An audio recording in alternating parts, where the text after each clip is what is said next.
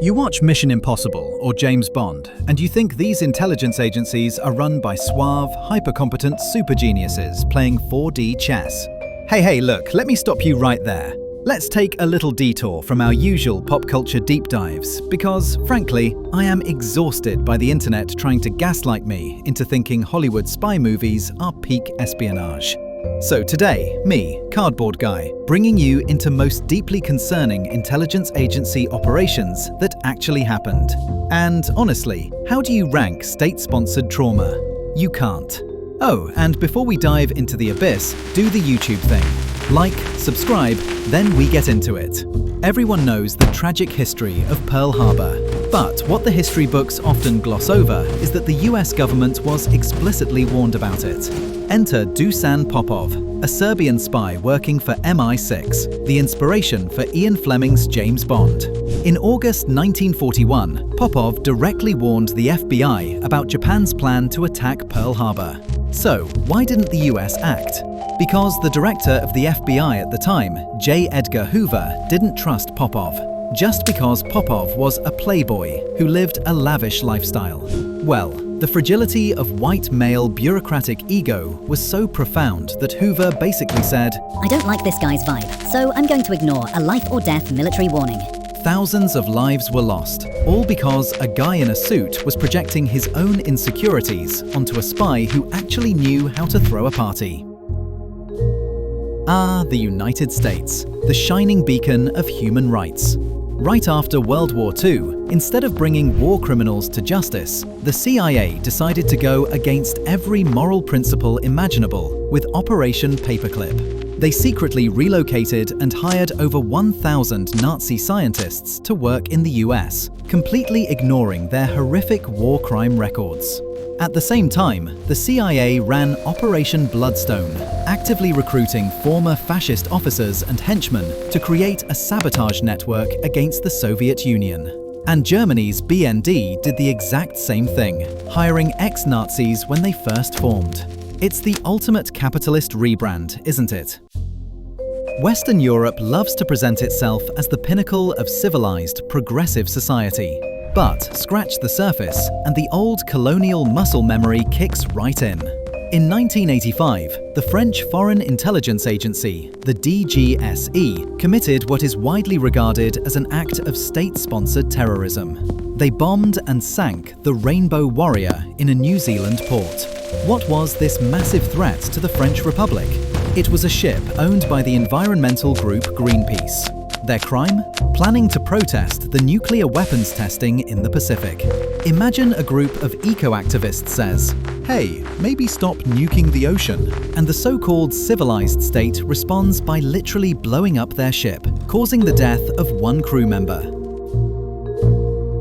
They initiated Operation Bluebird, the precursor to the infamous MK Ultra mind control program.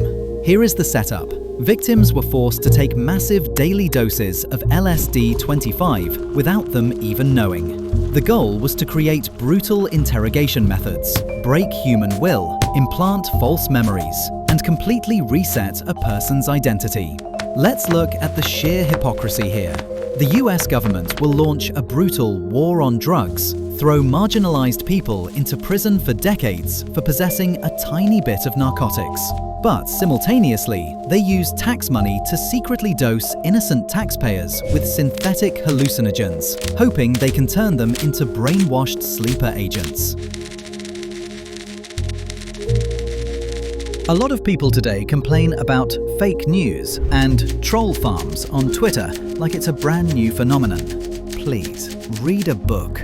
The Soviet KGB were the absolute grandmasters of information warfare way before that. They launched Operation Infection, a massively successful global campaign to spread the fake conspiracy theory that the AIDS virus was a biological weapon created by the United States. Plus, from 1976 to 1984, the KGB secretly hid tiny listening devices at the US Embassy in Moscow. They casually stole diplomatic secrets until getting caught. They were just unmatched in physical surveillance. Here, some deeply dark British humour. In 1943, preparing for the Allied invasion of Sicily, MI6 crafted the surreal Operation Mincemeat. They literally took a dead body, dressed it up in a Royal Marine officer uniform, and stuffed its pockets with fake documents, indicating that the Allies were going to attack Greece and Sardinia instead of Sicily. They dropped this corpse off the coast of Spain.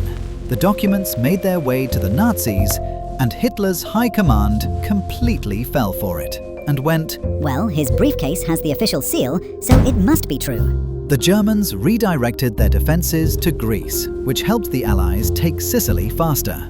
I am so done.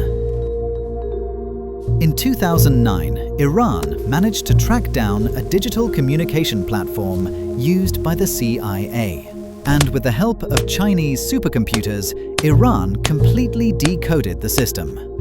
Combine that tech failure with the betrayal of former CIA officer Jerry Lee in 2010, and the entire network collapsed. At least 20 undercover CIA agents in China were unmasked. They were all jailed or executed. The most horrific instance was a male agent and his pregnant wife who were executed, and the entire scene was broadcast live on the internal CCTV network to deter any other employees. This isn't a joke, an unimaginable tragedy.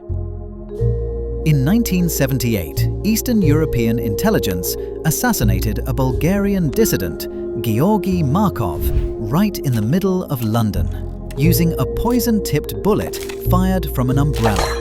An umbrella. The Mossad, with their already famous poisoning toothpaste and explosives papers, has recently caused the most terror of it. In September 2024, Mossad carried out an incredibly sophisticated attack by planting micro-explosives inside a batch of Taiwanese pagers ordered by Hezbollah. The explosives were triggered remotely via text messages, killing at least 39 people and injuring thousands. We are at a point where the mundane objects we carry in our pockets, the things we put in our mouths, can be turned into remote-controlled bombs. So, there you have it. I gave you reasons why you should probably trust no one, especially not a government agency with a 3-letter acronym and a black budget. From fragile egos causing historical tragedies to the weaponization of your toothpaste. The real world of intelligence is far less shaken, not stirred, and much more morally bankrupt and deeply terrifying. If you made it this far, I truly appreciate it. Leave a comment down below telling me which of these gave you the most existential dread. I'll see you in the next one. Stay safe, stay critical, and maybe check your pager.